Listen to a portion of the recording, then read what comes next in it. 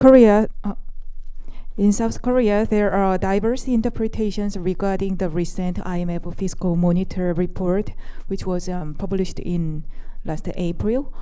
While some interpreted the report as the IMF pointing out an excessively rapid increase in debt, the Korean government is countering that this rate is not particularly fast. And I would like to hear the more details about how IMF internally evaluates South Korea's debt speed, the speed of increase. Okay, very good. So on this issue of Korea's debt, so first maybe let me give some of the context. And so in our April 2026 World Economic Outlook and the Fiscal Monitor, they all use the same underlying data. In both of those reports, Korea's general government debt stood at 52.3% of GDP at the end of 2025. And the projection is that Korea's general government debt will reach 63% of GDP in 2030. Now, to put this in context, 63% of GDP by 2030 is about half the global average for general government debt.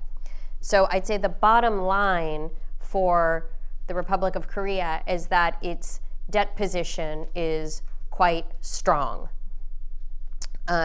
When we did our Article 4 consultation, the report was published in November, we assessed Korea's debt to be not only sustainable, but to have a low risk of debt distress.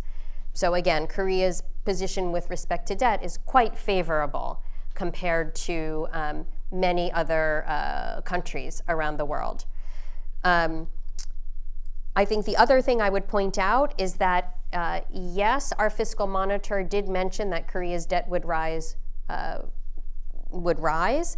but it also said that the rise in Korea's debt was from a quote, a markedly different level. And again, this is referring to the fact that Korea's debt level is quite low relative to many other countries globally.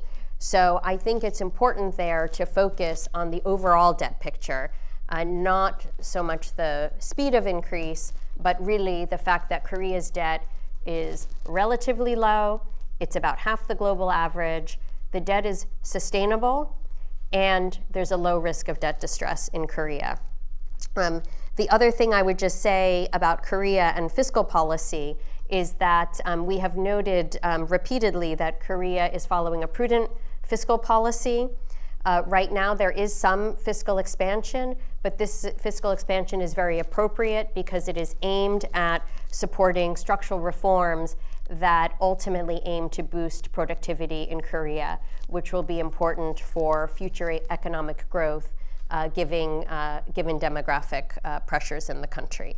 And we'll have more to say on this later in the year when we do the Article 4 consultation. All right, I'm going to take a few minutes. We only have a few